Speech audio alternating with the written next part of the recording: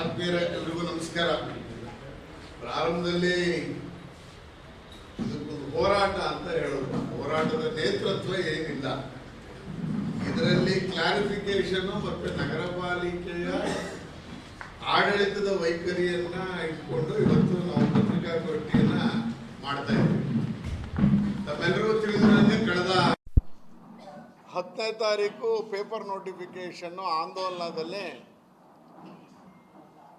ಈ ಗಾಡಿ ಚೌಕದ ಏನು ಜಾಗ ಇದೆ ಇದರ ಬಗ್ಗೆ ಪೇಪರ್ ನೋಟಿಫಿಕೇಶನನ್ನು ಸನ್ಮಾನ್ಯ ಆಯುಕ್ತರು ಮೈಸೂರು ಮಹಾನಗರ ಪಾಲಿಕೆ ಇವರು ಹೊರಡಿಸಿದ್ದಾರೆ.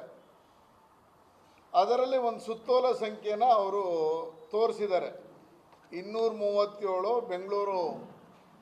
ಇದರಿಂದ ಸರ್ಕಾರಿ ಸುತ್ತೋಲೆಯ ಪ್ರಕಾರ ಈ ಜಾಗಕ್ಕೆ ನಾವು ನೋಟಿಫಿಕೇಶನ್ ಕೊಟ್ಟಿದ್ದೀನಿ, ಅಬ್ಜೆಕ್ಷನ್ಸನ್ನು ಯಾರು ಬೇಕಾದರೂ ಹಾಕ್ಬೋದು ಅನ್ನೋದನ್ನು ಕೊಟ್ಟಿದ್ದಾರೆ. ಆದರೆ ಆ ಸುತ್ತೋಲೆ ಏನಪ್ಪ ಹೇಳುತ್ತೆ 237 ಅನ್ನೋದಾದರೆ, ಆ ಸುತ್ತೋಲೆಯಲ್ಲಿ ಇರುವಂಥದ್ದು ಯಾವುದಾದರೂ ಸರ್ಕಾರಿ ಜಾಗ, ಆ ಸರ್ಕಾರಿ ಜಾಗವನ್ನು ಅನೇಕ ಜನ ನಗರ ಪಾಲಿಕೆ ಆಯುಕ್ತರು ಇವರು ಸೇರಿಕೊಂಡು ಕಟ್ಟಡ ನಿರ್ಮಾಣಕ್ಕೆ ಅನುಮತಿ ಕೊಟ್ಬಿಡ್ತಾರೆ. ಆ ಹಿನ್ನೆಲೆಯಲ್ಲಿ ರಾಜ್ಯದ ನಗರ ಪಟ್ಟಣಗಳ ಅನುಮೋದಿತ ಮಹಾಯೋಜನೆಗಳ ವಲಯ ನಿಯಮಾವಳಿಗಳಿಗೂ ಅಂತೆಲ್ಲ ಹಾಕಿ ಪ್ರಶ್ನಿತ ನಿವೇಶನಗಳಿರುವ ಪ್ರದೇಶದ ಸೂಕ್ಷ್ಮತೆಯನ್ನು ಸಹ ಪರಿಗಣಿಸುವುದು ಅವಶ್ಯಕವಾಗಿದೆ.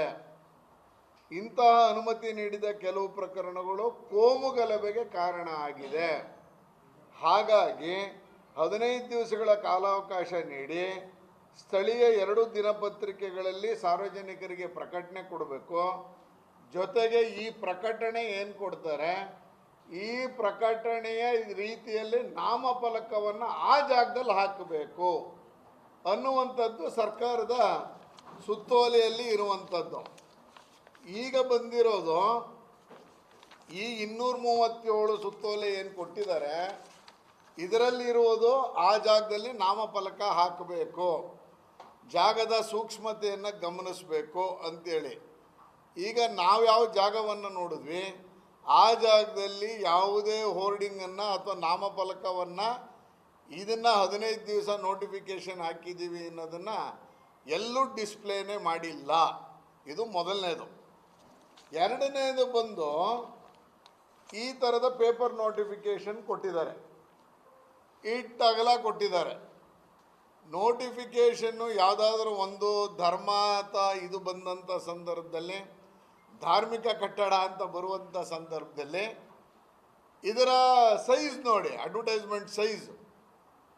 ಯಾರೋ ನೆನ್ನೆ ಒಂದು ವಾಟ್ಸಪ್ಪಲ್ಲಿ ಹರಿದಾಡ್ತಾ ಇತ್ತು, ನಾಯಿ ಮರಿ ಕಳೆದಿದೆ ಅಂತ ಹೇಗೆ ಕೊಡ್ತಾರೋ ಆ ರೀತಿಯಲ್ಲಿ ಈ ನೋಟಿಫಿಕೇಷನನ್ನು ಒಂದು ಜಾಗದ ಬಗ್ಗೆ ಕೊಟ್ಟಿರುವಂಥ ನೋಟಿಫಿಕೇಷನ್, ಇದನ್ನು ನಾವು ಪ್ರಶ್ನೆಯನ್ನು ಮಾಡ್ತಾ ಇದ್ದೀವಿ.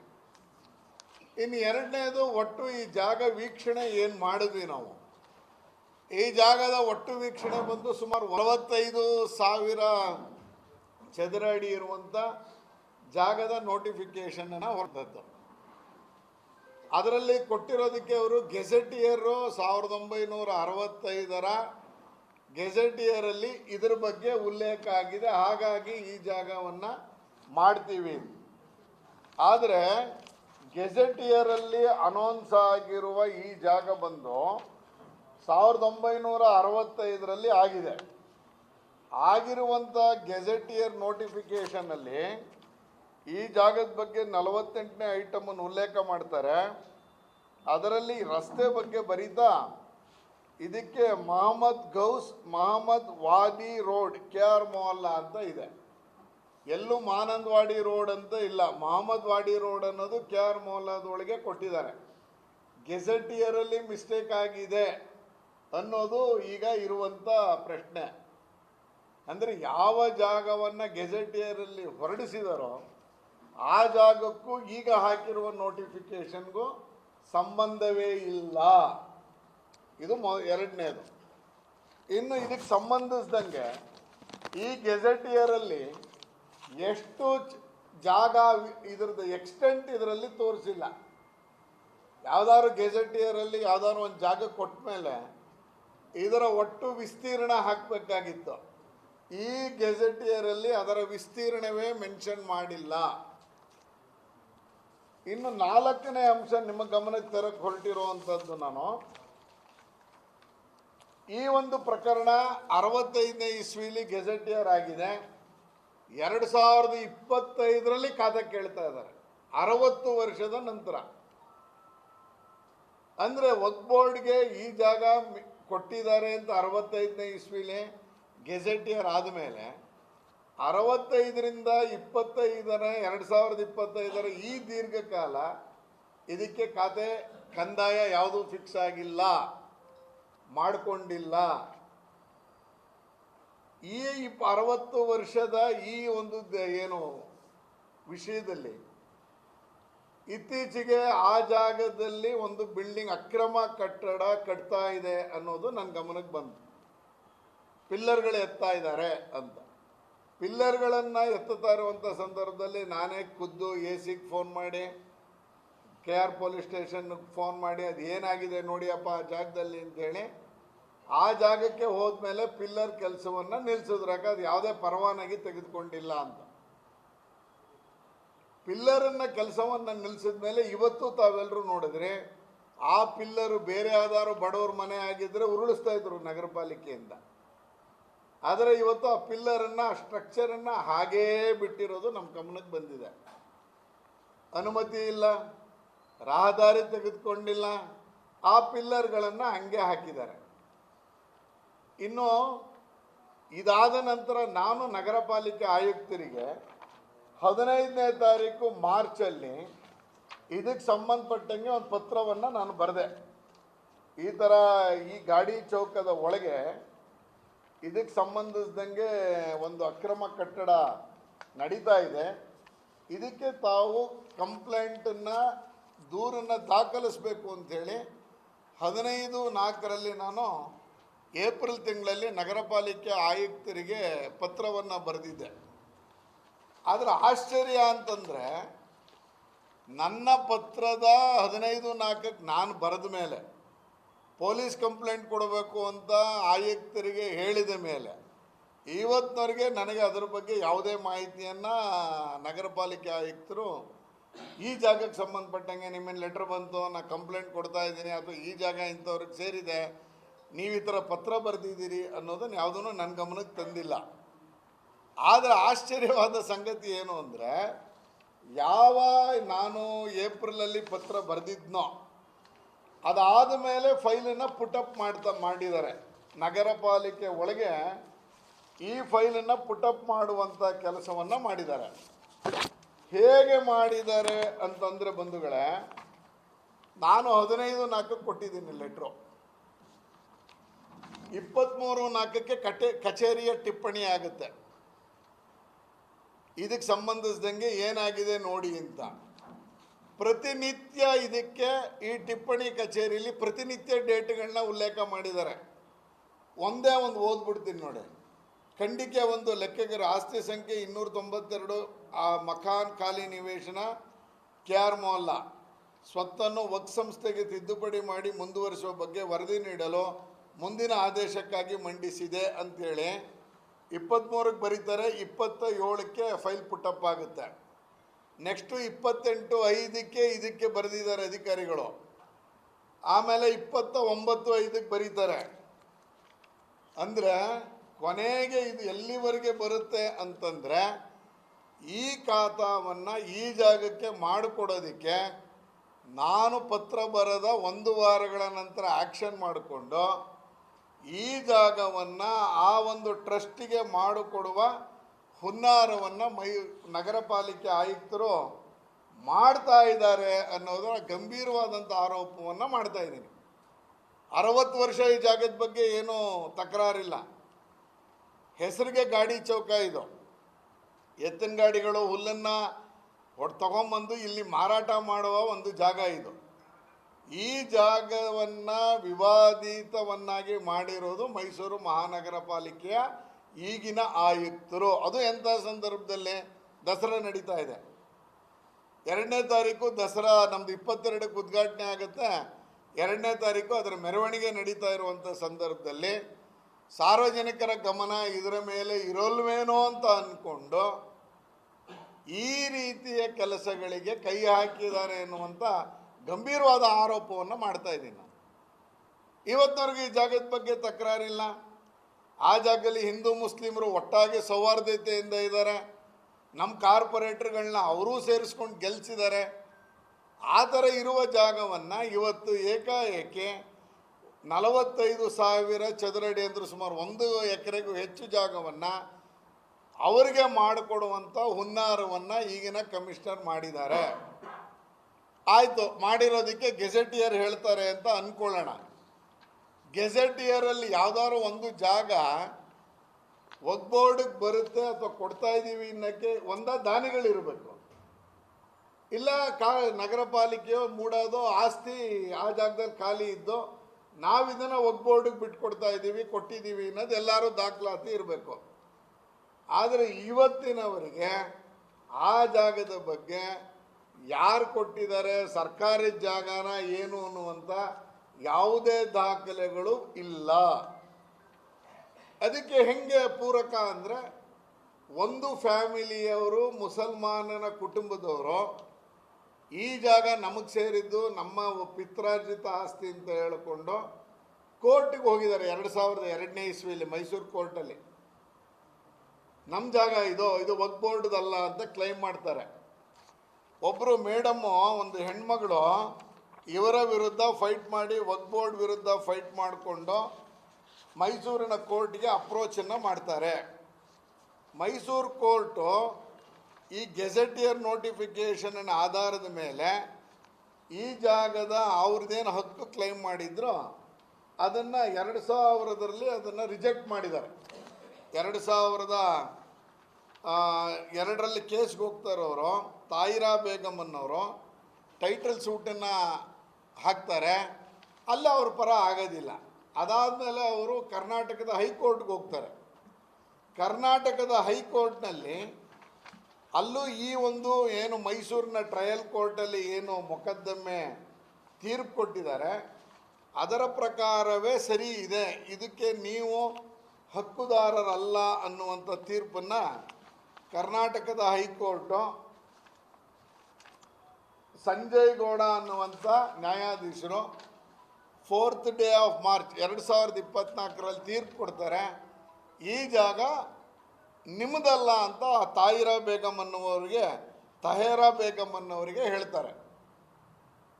ಅದಾದ ಮೇಲೆ 2024 ಮಾರ್ಚ್ ಆದಮೇಲೆ ಈ ಕೇಸು ಡಬಲ್ ಬೆಂಚ್ಗೆ ಹೋಗಿದೆಯಾ ಅಥವಾ ಸುಪ್ರೀಂ ಕೋರ್ಟ್ಗೆ ಹೋಗಿದೆಯಾ ಅನ್ನೋ ಮಾಹಿತಿ ಇಲ್ಲ.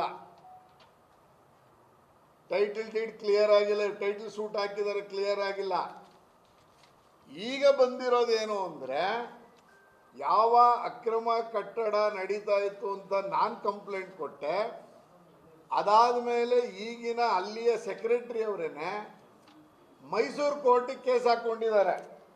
ಯಾವಾಗ ಅಂದರೆ 2025ರಲ್ಲಿ ಕಾರ್ಪೊರೇಷನ್ ಅವ್ರನ್ನ ಪಾರ್ಟಿ ಮಾಡಿಕೊಂಡು ಈ ಕೇಸನ್ನು ಸೂಟನ್ನು ಫೈಲ್ ಮಾಡಿದ್ದಾರೆ ಬಂಧುಗಳೇ. ಯಾವತ್ತು 28/4ರಲ್ಲಿ OS ನಂಬರ್ 807 ಅನ್ನೋದು ಕೇಸಲ್ಲಿದೆ. ಇದರಲ್ಲಿ ಏನು ಹೇಳ್ತಾರೆ ಅಂದರೆ, ನಗರ ಪಾಲಿಕೆ ಅಧಿಕಾರಿಗಳು ಬಂದು ನಮ್ಮ ಜಾಗದ ಮೇಲೆ ದಬ್ಬಾಳಿಕೆ ಮಾಡ್ತಿದ್ದಾರೆ. ಹಾಗಾಗಿ ನಗರ ಪಾಲಿಕೆ ಕಮಿಷನರ್ ಆಗಲಿ ಆಫೀಸರ್ಸ್ ಆಗಲಿ ಇದಕ್ಕೆ ಬರದೇ ಇದ್ದಂಗೆ ನೋಡ್ಕೊಳ್ಳಿ ಅಂತೇಳಿ ಹಾಲಿ ಸೆಕ್ರೆಟ್ರಿ ಮೈಸೂರಿನ ಕೋರ್ಟ್ಗೆ ಹೋಗಿದ್ದಾರೆ. 20 ಸೆಪ್ಟೆಂಬರ್ಗೆ ಕೇಸ್ ಬರೋದಿದೆ. 20 ಸೆಪ್ಟೆಂಬರು ಅಂದರೆ ಇನ್ನು 6 ದಿವಸಕ್ಕೆ ಈ ಕೇಸ್ ಬರ್ತಾ ಇದೆ. ಇದು ಇಷ್ಟೆಲ್ಲದರ ನಡುವೆ ಮೈಸೂರಿನ ಮಹಾನಗರ ಪಾಲಿಕೆ ಈ ಜಾಗವನ್ನು ನೋಟಿಫಿಕೇಷನನ್ನು ಹೊರಡಿಸಿರುವಂಥದ್ದು. ಎಷ್ಟು ತರಾತುರಿ. ನಾನು ಮಾರ್ಚಲ್ಲಿ ಲೆಟ್ರ್ ಕೊಡ್ತೀನಿ, ಏಪ್ರಿಲಲ್ಲಿ ಲೆಟ್ರ್ ಕೊಡ್ತೀನಿ, ಏಪ್ರಿಲಿಂದ ಮೇ ಒಳಗೆ ಇವರಿಗೆ ಈ ಖಾತಾ ಆಗುತ್ತೆ. 45,000 ಚದರ ಅಡಿ. ಟ್ಯಾಕ್ಸ್ ಫಿಕ್ಸ್ ಮಾಡ್ಕೊಂಡಿರೋದು ಎಷ್ಟಕ್ಕೆ ಅಂತಂದರೆ, ಮೈಸೂರು ಮಹಾನಗರ ಪಾಲಿಕೆಯಲ್ಲಿ ಈ ಜಾಗದ ಟ್ಯಾಕ್ಸ್ ಎಷ್ಟು ಕಲೆಕ್ಟ್ ಮಾಡಿದ್ದಾರೆ ಅಂದರೆ ಸುಮಾರು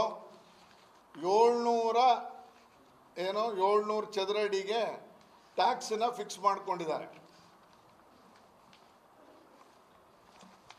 700 ಚದರ ಅಡಿಗೆ ಅಂದರೆ ಒಟ್ಟು ಜಾಗ ಇರೋದು 45,000 ನೋಡಿ. ಇದರಲ್ಲಿ ಖಾಲಿ ನಿವೇಶನ ಅಂತ ತೋರಿಸಿದ್ದಾರೆ. 700 ಚದರ ಅಡಿಗೆ ಟ್ಯಾಕ್ಸ್ ಫಿಕ್ಸ್ ಮಾಡ್ಕೋತಾರೆ. ಉಳಿಕೆ ಜಾಗಕ್ಕೆ ಟ್ಯಾಕ್ಸನ್ನು ಹಾಕೇ ಇಲ್ಲ. ಈಗ ಕೇಳ್ತಿರೋದು ಆ ಜಾಗವನ್ನು ನಮಗೆ ಬಿಟ್ಕೊಡಿ ಅಂತ. ಉಳಿಕೆ ಅಂದರೆ ಖಾಲಿ ನಿವೇಶನಕ್ಕೂ ಟ್ಯಾಕ್ಸ್ ತಗೋಬೇಕಾಗಿತ್ತು, ತಗೊಂಡಿಲ್ಲ. ಬರೀ 700 ಸ್ಕ್ವೇರ್ ಫೀಟ್ಗೆ ಈ ಟ್ಯಾಕ್ಸನ್ನು ಪಡ್ಕೊಂಡಿರುವಂಥ ಈ ಹಿನ್ನೆಲೆಯಲ್ಲಿ ಇವಾಗ ನಾವು ಸಾರ್ವಜನಿಕರಿಗೆ ಅಬ್ಜೆಕ್ಷನನ್ನು ಕರೆದಿರುವಂಥದ್ದು. ನೋಡಿ, ಆಶ್ಚರ್ಯ ಅಂದರೆ ನಿಮ್ಗೆ ಹೇಳ್ತೀನಿ, ಮೈಸೂರಿನ ವೀಳ್ಯದೆಲೆ ತೋಟದ ಸಮಸ್ಯೆಗಳು ತಮ್ಮೆಲ್ಲರಿಗೂ ಗೊತ್ತಿದೆ. ಒಂದು 30 ವರ್ಷದಿಂದ ಸಮಸ್ಯೆ ಇದೆ. ಕಳೆದ 2 ವರ್ಷದಿಂದ ಶಿವಕುಮಾರ್ ಅವರು ಮೇಯರ್ ಆಗಿದ್ದಾಗ ಕೌನ್ಸಿಲಿಗೆ ಸಬ್ಜೆಕ್ಟ್ ಬಂದು ಸರ್ಕಾರದಿಂದ ಅನುಮೋದನೆಯಾಗಿ 5 ಗುಂಟೆ ಜಾಗ ಕೊಡಬೇಕು ಅಂತೇಳಿ ಮಾಡಿ ಮುಖ್ಯಮಂತ್ರಿಗಳೇ ಅಶೋಕಪುರಮಿನ ಪಾರ್ಕಲ್ಲಿ ಸರ್ಕಾರಿ ಶಾಲೆ ಜಾಗದಲ್ಲಿ ಏನು ಅದನ್ನು ಕೊಡಬೇಕು ಅಂತೇಳಿ ಮಾಡಿದಂಥದ್ದು. ಅದಕ್ಕೆ ಹಕ್ಕುಪತ್ರ ಎಲ್ಲ ಕೊಟ್ಟರು. ಇವತ್ತಿನವ್ರಿಗೆ ಅವ್ರಿಗೆ 5 ಗುಂಟೆ ಜಾಗವನ್ನು ಕೊಡುವಂಥ ಕೆಲಸವನ್ನು ನಗರ ಪಾಲಿಕೆ ಮಾಡಿಲ್ಲ. 30 ವರ್ಷದ ಹಳೆಯದು ಇದು. ಅದು ಅವ್ರ ಬಡವರು ಅವ್ರ ಜಾಗವನ್ನು ನಗರ ಪಾಲಿಕೆ ತಗೊಂಡಿರುವಂಥ ಜಾಗಕ್ಕೆ 5 ಗುಂಟೆ ಕೊಡಬೇಕು ಅಂತ ಹೇಳಿದ ಸರ್ಕಾರದ ಆದೇಶ ಇನ್ನೂ ಪಾಲನೆಗೆ ಬಂದಿಲ್ಲ. ಆದರೆ ಇಲ್ಲಿ ಈ ಜಾಗ 45,000 ಚದರ ಅಡಿ ಜಾಗವನ್ನು ಇಮ್ಮಿಡಿಯೇಟ್ ಮಾಡಿಕೊಡುವಂಥ ಹುನ್ನಾರಕ್ಕೆ ಈಗ ಮೈಸೂರು ಮಹಾನಗರ ಪಾಲಿಕೆಯಲ್ಲಿ ನಡೀತಾ ಇರುವಂಥದ್ದನ್ನು ತಮ್ಮ ಗಮನಕ್ಕೆ ತರ್ತಾ ಇದ್ದೀನಿ. ಯಾರೂ ಮಾಡಿರಲಿಲ್ಲ ಇವತ್ತಿನವ್ರಿಗೆ. ಈ ಕಮಿಷನರು ಬಂದ ಮೇಲೆ ಇದನ್ನು ಮಾಡುವಂಥ ಕೆಲಸವನ್ನು ಮಾಡೋದಕ್ಕೆ ಹೊರಟಿದ್ದಾರೆ ಬಂಧುಗಳ. ಗಾಡಿ ಚೌಕ ಅನ್ನೋದು ನಾನೇ ನಿಮ್ಗೆ ಹೇಳಬೇಕಾಗಿಲ್ಲ. ಇದ್ರ ಮಧ್ಯೆ CDP ಪ್ಲ್ಯಾನಲ್ಲಿ ಮೈಸೂರು ಮಹಾನಗರ ಏನು ನಗರಾಭಿವೃದ್ಧಿ ಪ್ರಾಧಿಕಾರದ ಪ್ಲ್ಯಾನ್ ಇಲ್ಲಿದೆ. ಇದರಲ್ಲಿ ಈ ಜಾಗವನ್ನು ಮೆನ್ಷನ್ ಮಾಡ್ತಾ, ಗಾಡಿ ಚೌಕದ ಜಾಗವನ್ನು ಮೆನ್ಷನ್ ಮಾಡ್ತಾ ಇಲ್ಲಿ ಅವರು ಗಾಡಿ ಚೌಕ ಅನ್ನೋದನ್ನು ಬಿಡಿಸಿ ಇಲ್ಲಿ ಹೇಳಿದ್ದಾರೆ.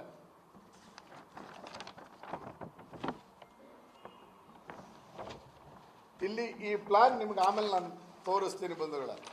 ಇದರಲ್ಲಿ ಗಾಡಿ ಚೌಕ ಅನ್ನೋದನ್ನು ಮೆನ್ಷನನ್ನು ಮಾಡಿರುವಂಥ ಈ ಜಾಗ ಇದು. ಈ ಜಾಗ ಇದರಲ್ಲಿ ಇಂಡೆಕ್ಸ್ ಕೊಟ್ಟಿದ್ದಾರೆ. ಇಂಡೆಕ್ಸಲ್ಲಿ ಇದನ್ನು ಟ್ರಾಫಿಕ್ ಆ್ಯಂಡ್ ಟ್ರಾನ್ಸ್ಪೋರ್ಟೇಷನ್ ಅನ್ನೋಂಥನ್ನು ಸರ್ಕಾರನೇ ಈ CDP ಒಳಗೆ ಮಾಡಿ ಕಳಿಸಿರೋದನ್ನು ನಿಮ್ಮ ಗಮನಕ್ಕೆ ತರ್ತಾ ಇದ್ದೀನಿ. ಈ ಜಾಗ ಇದು ಗಾಡಿ ಚೌಕದ ಜಾಗ. ಇಲ್ಲಿ ಇಂಡೆಕ್ಸಲ್ಲಿ ಅದನ್ನು ಮಾರ್ಕ್ ಮಾಡ್ತಾರೆ. ಇದು ಟ್ರಾಫಿಕ್ ಆ್ಯಂಡ್ ಟ್ರಾನ್ಸ್ಪೋರ್ಟೇಷನ್ ಅಂತ ಇಂಡೆಕ್ಸಲ್ಲಿ ತೋರಿಸಿರುವಂಥದ್ದು. ಅಂದರೆ ಇಷ್ಟರ ಮಟ್ಟಿಗೆ ಈ ಜಾಗದ ಬಗ್ಗೆ ವಿವಾದ ಇದ್ದಂಥ ಸಂದರ್ಭದಲ್ಲೇ ಈಗ ಇದನ್ನು ನೋಟಿಫಿಕೇಷನ್ ಮಾಡೋಕ್ಕೆ ಹೊರಟಿರುವಂಥದ್ದು. ಆ ಭಾಗದಲ್ಲಿ ಹಿಂದೂ ಮುಸ್ಲಿಮು ಅನ್ನುವಂಥದ್ದು ಯಾವುದೂ ಇರಲಿಲ್ಲ. ಅಲ್ಲೇ ಈಗ ಅದನ್ನು ತರುವಂಥ ಕೆಲಸವನ್ನು ಸನ್ಮಾನ್ಯ ಕಮಿಷನರವರು ಮಾಡ್ತಿದ್ದಾರೆ. ಇದಕ್ಕೆ ತಕ್ಷಣವೇ ಬ್ರೇಕ್ ಹಾಕಬೇಕು. ಏನು ನೋಟಿಫಿಕೇಷನ್ ಹೊರಡಿಸಿದ್ದಾರೆ, ಅನೇಕ ನ್ಯೂನತೆಗಳು ಇದ್ರಲ್ಲಿ ಕಾಣ್ತಿದೆ ಅಂಥೇಳಿ ನೋಟಿಫಿಕೇಷನನ್ನು ಹಿಂಪಡಿಬೇಕು. ಅದಕ್ಕೆ ಬೇಕಾದಂಥ ಎಲ್ಲ ರೀತಿಯ ಏನು ಕಂಪ್ಲೇಂಟು ದೂರನ್ನು ನಾನು ಇವತ್ತು ಅಥವಾ ನಾಳೆ ಕಾರ್ಪೊರೇಷನ್ ಕಮಿಷನರ್ಗೆ ಕೊಟ್ಟು ಈ ನೋಟಿಫಿಕೇಷನ್ ಹಿಂಪಡಿಬೇಕು ಅನ್ನುವಂಥದ್ದನ್ನು ನಾನು ನಾಳೆ ಮಾಡೋನಿದ್ದೀನಿ ಬಂಧುಗಳೇ. ಒಟ್ಟಾರೆ ಆರಾಮಾಗಿದ್ದಿದ್ದು ಮದ್ದೂರಲ್ಲಿ ನಾವು ನೋಡಿದ್ದೀವಿ. ಮದ್ದೂರಲ್ಲಿ 6 ತಿಂಗಳಿಂದ ಮಸೀದಿ ಬಂದ ಮೇಲೆ ಆ ಜಾಗದ ಮುಂದೆ ಮೆರವಣಿಗೆ ಹೋಗಬಾರ್ದು, ಗಣಪತಿ ಮೆರವಣಿಗೆ ಹೋಗಬಾರ್ದು, ಶವ ಸಂಸ್ಕಾರದ ಮೆರವಣಿಗೆ ಹೋಗಬಾರ್ದು ಅಂತೇಳಿ ಅಲ್ಲಿ ಮಾಡಿದ ಅನುಭವದ ಹಿನ್ನೆಲೆಯಲ್ಲಿ ಸೂಕ್ಷ್ಮತೆಯನ್ನು ಅರಿತುಕೊಂಡು ಕೋಮು ಸೌಹಾರ್ದತೆಯನ್ನು ಕಾಪಾಡಬೇಕಾದಂಥ ಜಿಲ್ಲಾಡಳಿತ, ನಗರ ಪಾಲಿಕೆ ಇವತ್ತು ಕೋಮು ಸೌಹಾರ್ದಕ್ಕೆ ಧಕ್ಕೆಯನ್ನು ತರ್ತಾ ಇದೆ ಅನ್ನುವಂಥ ವಿಷಯವನ್ನು ತಮ್ಮ ಮುಂದೆ ಇವತ್ತು ಇಡುವಂಥ ಕೆಲಸವನ್ನು ನಾನು ಮಾಡಿದ್ದೀನಿ. ಅಲ್ಲ, ಅದನ್ನೇ ಹೇಳಿದೆ, ಪ್ಲ್ಯಾನೇ ತಗೊಂಡಿಲ್ಲ. ಏನೂ ಆಗಿಲ್ಲ, ಅಡಿಪಾಯ ಆಗಿಲ್ಲ. ಅಡಿಪಾಯ ತಗೊಂಡಿದ್ದಾರೆ, ಖಾತೆ ಆಗಿಲ್ಲ. ಖಾತೆ ಆಗಿರೋದು ರೀಸೆಂಟ್ ಆಗಿ. ಇಷ್ಟು ಅಕ್ರಮ ನಡೆದಿದೆ. ನಾನು ದೂರು ಕೊಟ್ಟಿದ್ದೀನಿ ಇದಕ್ಕೆ. ದೂರಿನ ನಂತರ ಇದೆಲ್ಲವೂ ಕರೆಕ್ಟ್ ಮಾಡುವಂಥ ಪ್ರೋಸೆಸ್ಸನ್ನು ಮಾಡ್ತಾ ಇದ್ದಾರೆ. ಕಾರ್ಪೊರೇಷನ್ ಕಮಿಷನರ್ಗೆ ನಾನು ದೂರು ಕೊಟ್ಟ ಮೇಲೆ ಏಪ್ರಿಲ್ 15ನೇ ತಾರೀಕು ನಾನು ದೂರು ಕೊಡ್ತೀನಿ. ಅದಾದಮೇಲೆ ಇಷ್ಟು ಸ್ಪೀಡಾಗಿ ಪ್ರೋಸೆಸ್ ಮಾಡಿದ್ದಾರೆ. ಯಾರು ಈ ಖಾತೆ ಬೇಕು ಅಂದರೆ 3 ತಿಂಗಳು ಮಾಡ್ತಿದ್ದಾರೆ. ಪಬ್ಲಿಕ್ ಪ್ಲೇಸಲ್ಲಿದೆ, ಟ್ರಾನ್ಸ್ಪೋರ್ಟೇಷನ್ ಅಂತಿದೆ, ಮಧ್ವಾಚಾರ ರೋಡ್ ಇದೆ, ಕೆಳಗಡೆ 101 ಗಣಪತಿ ಇದೆ, ಈ ಕಡೆ ಕೆಳಗಡೆ ಕನಕದಾಸರ ಪ್ರತಿಮೆ ಇದೆ, ಮೇದರ್ಕೇರಿಯಲ್ಲಿ ದೇವಸ್ಥಾನಗಳಿದೆ, ಈ ಹಿಂದೆ ಏನು ಬಂಡಿಕೇರಿಯಲ್ಲಿ ಹಿಂದ್ಗಡೆ ಜಾಗದಲ್ಲಿ ಬಸವೇಶ್ವರ ರೋಡಲ್ಲಿ ದೇವಸ್ಥಾನ ಇದೆ. ಎಲ್ಲರೂ ಮೆರವಣಿಗೆ ಹೋಗ್ತಾರೆ. ನಾಳೆ ಈ ಜಾಗ ಆಯಿತು ಅಂತ ಹೇಳಿದ್ರೆ ನಾಳೆ ಇಲ್ಲಿ ಮೆರವಣಿಗೆ ಬರಬೇಡಿ ಅಂತಾರೆ. ಗಣಪತಿ ಪಾಯ ಕಟ್ಟಿದ್ದಾರೆ. ಕಟ್ಟಬೇಕಾದ್ರೆ ಗಮನಕ್ಕೆ ಬಂದಿದ್ದನ್ನು ಕಾರ್ಪೊರೇಷನ್ ಕಮಿಷನರ್ಗೆ ಹೇಳಿದ್ದೀನಿ. ಈ ಜಾಗ ಕಟ್ತಾ ಇದ್ದಾರ್ರಿ, ನಿಮ್ಮ ಜಾಗ, ಪೊಲೀಸ್ ಕಂಪ್ಲೇಂಟ್ ಕೊಡಬೇಕು, ಅರೆಸ್ಟ್ ಮಾಡಿಸಿ ಅಂತ ಹೇಳಿದ್ದೀನಿ. ನಾನು ಮಾಡಿಲ್ಲ, ರೈಟಿಂಗಲ್ಲಿ ಕೊಟ್ಟಿದ್ದೀನಿ. ಅದೇ ಹೇಳಕ್ಕೆ ಹೊರಟಿದ್ದು. ಅಂದರೆ ಯಾವ್ದಾರು ಒಬ್ರು ಬಡವರು ಮನೆ ಕಟ್ತಾರೆ ಅಂದರೆ ಹೊಡೆಯೋಕ್ಕೆ. ಅದು ಅವ್ರು ಎಷ್ಟು ಜಾಗ ಕೇಳಿರೋದು? 50 ಜಾಗದ ಅವರು ಕೊಟ್ಟಿರುವಂಥ ಏನು ಅನುಮತಿ ಕೇಳಿರೋದು 50 ಜಾಗ ಕೊಡಿ ಅಂತ. ಇರೋದು 45,000 ಚದರ ಅಡಿ, ಕೇಳ್ತಿರೋದು 50 × 50. ಟ್ಯಾಕ್ಸ್ ತಗೋತಿರೋದು ಬರೀ 700ಕ್ಕೆ, 20-30ಕ್ಕೆ. ಅಂದರೆ ಇಷ್ಟು ವೈವಿರುಧ್ಯ ಇದೆ ಅಂತ. 50 ಅವ್ರು ಕೇಳ್ತಾರೆ. 45,000 ಚದರ ಅಡಿ ಇದೆ, ಆದರೆ ಟ್ಯಾಕ್ಸ್ ತಗೊಂಡಿರೋದು 20-30 ಸೈಟ್ಗೆ. ಖಾಲಿ ನಿವೇಶನ ಅಂತ ತೋರಿಸ್ತಾರೆ. ಎಷ್ಟು ಮಟ್ಟಿಗೆ ಅಧಿಕಾರಿ ವರ್ಗ ಇವತ್ತು ಮೈಸೂರಿನ ಒಂದು ಪ್ರೈಮ್ ಲ್ಯಾಂಡನ್ನು ಹೊಡೆಯುವಂಥದ್ದನ್ನು ಮಾಡ್ತಾ ಇದ್ದಾರೆ. ಇನ್ನೂ ಅದ್ಯಾರೋ ಕ್ಲೈಮ್ ಮಾಡಿದಾರಲ್ಲ, ತಾಯಿರಾ ಬೇಗಮ್ಮ, ಅವ್ರೇನು ಮಾಡಿದ್ದಾರೆ ಅಂತ ಗೊತ್ತಿಲ್ಲ. 1 ಎಕರೆ ಇವತ್ತು ಆ ಜಾಗದಲ್ಲಿ ಎಷ್ಟು ಬೆಲೆ ಬಾಳುತ್ತೆ ಅಂತ ನಿಮ್ಗೆ ಗೊತ್ತಿದೆ. ಇಷ್ಟೆಲ್ಲ ಇಟ್ಕೊಂಡು ಮಾಡಿದ್ದಾರೆ. ತಡಿಲೇಬೇಕು, ನೋಟಿಫಿಕೇಷನನ್ನು ವಾಪಸ್ ಪಡಿಲೇಬೇಕು. ಪಡಿದೆ ಹೋದರೆ ಇದಕ್ಕೆ ಕಾನೂನಾತ್ಮಕ ಹೋರಾಟದ ಜೊತೆಗೆ ಜನಾಂದೋಲನವನ್ನು ಮಾಡಲಾಗುವುದು. ಅಗತ್ಯ ಬಿದ್ದರೆ ಕೃಷ್ಣರಾಜ ಕ್ಷೇತ್ರದ ಸಂಘ ಸಂಸ್ಥೆಗಳನ್ನ ಕೇಳಿಕೊಂಡು ಒಂದು ದಿವಸ ಈ ವಿಷಯವಾಗಿ, ಅರ್ಧ ದಿವಸನೋ 1 ದಿವಸನೋ ಸಾರ್ವಜನಿಕರನ್ನ ಕೇಳಿ ಇದಕ್ಕೇನಾದರೂ ಬಂದ ರೀತಿಯಲ್ಲಿ ಏನಾದರೂ ಕರೆ ಕೊಡ್ಬೋದ ಅಂತ ನೋಡ್ತೀನಿ ನಾನು. 2ನೇ ತಾರೀಕು ಆದಮೇಲೆ ಬಂದಂತ ಮಾಡೋಂಗಿಲ್ಲ. ಬಂದ ರೀತಿಯಲ್ಲಿ ಏನಾದ್ರು ಮಾಡ್ಬೋದಾ? ಅಸಹಕಾರ ಬೆಳಗ್ಗೆ ಸಂಜೆ ತನಕ ಅಂಗಡಿ ತೆಗಿದೆ ಇದ್ದಂಗೆ ಮಾಡಬೇಕಾಗತ್ತಿದ. ಈ ಜಾಗದಲ್ಲಿ ಕೋಮು ಸೌಹಾರ್ದತೆಗೆ ಧಕ್ಕೆ ಬರ್ತಾ ಇದೆ ಅನ್ನುವ ಕಾರಣಕ್ಕೆ 2ನೇ ತಾರೀಕು ನಂತರ ಅದಕ್ಕೆ ಇನ್ನೂ ತೀವ್ರ ಸ್ವರೂಪವನ್ನು ತಗೋಬೇಕಾಗತ್ತೆ. ಆದರೆ ಅಷ್ಟರೊಳಗೆ ಕಮಿಷನರು ಈ ನೋಟಿಫಿಕೇಷನನ್ನು ಹಿಂಪಡಿಬೇಕು ಅಂತ ತಮ್ಮ ಮುಖಾಂತರ ಒತ್ತಾಯ ಮಾಡ್ತೀನಿ. ನಾಳೆ ರೈಟಿಂಗಲ್ಲೂ ಕೊಡ್ತೀನಿ. ಹೌದಾ? ಹಿಂದೆ ಏನು ಈಗಿನ ಪರ್ಪಸ್ ಏನಿತ್ತು? ಅಲ್ಲಿ ಯಾರೋ ಬರ್ತಾರೆ, ಗಾಡಿ ನಿಲ್ಲಿಸ್ಕೋತಾ ಇದ್ದಾರೆ, ಕೆಲವು ಜನ ಸಣ್ಣ ಪುಟ್ಟ ಏನೋ ಹಸು ದನ ಕರುಗಳಿಗೆ ಲಾಳ ಹೊಡಿಸ್ಕೋತಾರೆ. ಅವೆಲ್ಲ ಆಗ್ತಾ ಇರುವ ಸಂದರ್ಭದಲ್ಲಿ ಅದು ಹಂಗೆ ಬಿಡಿ ಅಂತ. ಉದ್ಯಾನವನ ಮಾಡೋಕ್ಕಾಗಲ್ಲ, ಮಾಡ್ತೀವಿ, ಮಾಡ್ಬೋದು. ಇಲ್ಲ, ಜಾಗ ಖಾಲಿ ಬಿಡಿ. ಅದೇ ದರ್ಗಾ ಕಟ್ಟಿರೋದು 300 ವರ್ಷದ ಹಿಂದೆ ಅಂತ ಅಲ್ಲಿ ಈಗ ಹೋದಾಗ ಬಂದಿರೋ ಮಾಹಿತಿ. ಅದನ್ನು ನಗರ ಪಾಲಿಕೆಯಿಂದ ಕೇಳ್ಕೊತೀನಿ. ಯಾರ್ದು ದರ್ಗಾ ಯಾವಾಗ ಆಯಿತೋ ಏನಾದ್ರೆ ಭಾಳ ಹಳೆಯದನ್ನು ಕೆದಕಕ್ಕೆ ನಾನು ಹೋಗೋದಿಲ್ಲ. ಆದರೆ ಈಗಿರುವ ಪರಿಸ್ಥಿತಿಯನ್ನು ಕೆಡಿಸೋದಕ್ಕೆ ನಾನು ಯಾವ ಕಾರಣಕ್ಕೂ ಬಿಡೋದಿಲ್ಲ. ಖಾಲಿ ಜಾಗ ಉಳಿಯಬೇಕು. ಅವತ್ತಿಂದ ಯಾಕೆ ಮಾಡ್ಕೊಳ್ಳಿಲ್ಲ ಇವರು? 60 ವರ್ಷ ಯಾಕೆ ಬಿಟ್ಟಿದ್ರು? ಜಾಗವಾಗೇ ಉಳಿಬೇಕು. ಯಾವ ಕಾರಣಕ್ಕೂ ಮಾಡೋಕ್ಕೆ ಬಿಡೋದಿಲ್ಲ. ಇದಕ್ಕೆ ಇಲ್ಲ ಅಂದರೆ ಇದಕ್ಕೆ ಒಂದು ಒಳ್ಳೆಯ ಹೋರಾಟದ ಸ್ವರೂಪನ ಕೊಡಬೇಕಾಗುತ್ತೆ. ನಗರ ಪಾಲಿಕೆ ಆಯುಕ್ತರು, ಜಿಲ್ಲಾಧಿಕಾರಿಗಳು ಈ ನೋಟಿಫಿಕೇಷನ್ ವಾಪಸ್ ತಗೋಬೇಕು. ಅದಕ್ಕೆ ಸಂಬಂಧಪಟ್ಟಂಗೆ ನಾಳೆ ದೂರನ್ನು ಅಬ್ಜೆಕ್ಷನ್ಸನ್ನು ಫೈಲ್ ಮಾಡ್ತೀನಿ.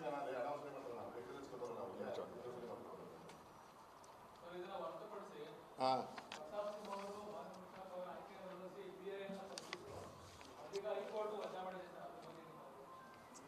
ಅಲ್ಲ, ಕೋರ್ಟು ಆದೇಶ ಏನು ಕೊಡ್ತಾರೆ ಅನ್ನೋದು ಅದನ್ನು ನಾವು ಏನು ಕೋರ್ಟಿನ ಹಿಂಗೆ ಆದೇಶ ಬರುತ್ತೆ ಅಂತ ನಿರೀಕ್ಷೆ ಮಾಡೋಕ್ಕಾಗಲ್ಲ. ಒಂದು ಹಂತದಲ್ಲಿ ಇದು ಹಿಂದೂಗಳ ಧಾರ್ಮಿಕ ಭಾವನೆ, ಅದು ನಾವು ನಿಸಾರ್ ಅಹಮದ್ ಅವರ ಆಯ್ಕೆಯನ್ನು ಒಪ್ಕೊಂಡಿದ್ವಿ. ಯಾಕೆ ಅಂತ ಹೇಳಿದ್ರೆ ಬೆಣ್ಣೆ ಕದ್ದ ನಮ್ಮ ಕೃಷ್ಣ ಬೆಣ್ಣೆ ಕದ್ದ ಅಂತ ಬರೆದಂಥ ನಿಸಾರ್ ಅಹಮದ್ ಇಲ್ಲಿ ದೇವರೇ ಇಲ್ಲ, ಅರಿಶಿಣ ಕುಂಕುಮನೇ ಇಲ್ಲ, ನೀವು ದೇವ್ರ ಸ್ವರೂಪದಲ್ಲಿ ಕೂರಿಸಿದ್ದೀರಾ ಅನ್ನುವ ಬಾನು ಮುಷ್ತಾಕಿಲ್ಲೇ. ಆ ವ್ಯತ್ಯಾಸವನ್ನು ನಾವು ಪ್ರಶ್ನೆ ಮಾಡಿದ್ದು. ನಿಸಾರ್ ಅಹಮದ್ ಆಯ್ಕೆಯನ್ನು ಒಪ್ಕೊಂಡಿದ್ವಿ, ಆದರೆ ಈ ಆಯ್ಕೆಯನ್ನು ಒಪ್ಕೊಳ್ಳೋಕ್ಕೆ ಸಾಧ್ಯ ಇರಲಿಲ್ಲ. ಇವತ್ತು ಜನಸಾಮಾನ್ಯರು ನಮ್ಮ ಧಾರ್ಮಿಕ ಭಾವನೆಗಳಿಗೆ ಧಕ್ಕೆ ತರ್ತಾ ಇದ್ದಾರೆ ಅನ್ನುವಂಥದ್ದನ್ನೇ ಇರೋದು. ಆ ಹಿನ್ನೆಲೆಯಲ್ಲಿ ಕೋರ್ಟ್ಗೆ ಹೋಗಿದ್ರು, ಕೋರ್ಟಿಗೆ ವಜಾ ಮಾಡಿದ್ದಾರೆ ಅನ್ನೋದು ತಮ್ಮ ಮುಖಾಂತರ ಗೊತ್ತಾಗ್ತಾ ಇದೆ. ನೋಡೋಣ ಇನ್ನು ಮುಂದಕ್ಕೆ ಏನು ಮಾಡಬೇಕು ಅನ್ನೋದು ದಸರಾ ಸಂದರ್ಭದಲ್ಲಿ ಇನ್ನೊಂದು 2-3 ದಿವಸದಲ್ಲಿ ನಾವು ರಾಜ್ಯದ ನಮ್ಮ ಹಿರಿಯರ ಹತ್ರ ಮಾತಾಡಿದ ನಂತರ ನಿರ್ಧಾರವನ್ನು ತೆಗೆದುಕೊಳ್ಳೋಣ. ಆದರೆ ಬಾನು ಮುಷ್ತಾಕ್ ಆಯ್ಕೆಯನ್ನು ಯಾವ ಕಾರಣಕ್ಕೂ ಒಪ್ಪತಕ್ಕ ವಿಷಯವೇ ಅಲ್ಲ. Thank you sir. ಏನಂತ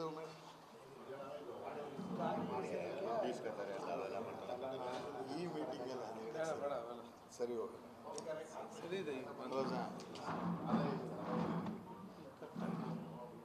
ಅದಿರಲಿ, ಒಟ್ಟು ಫೈಲ್ ಮಾಡಿಕೊಡು.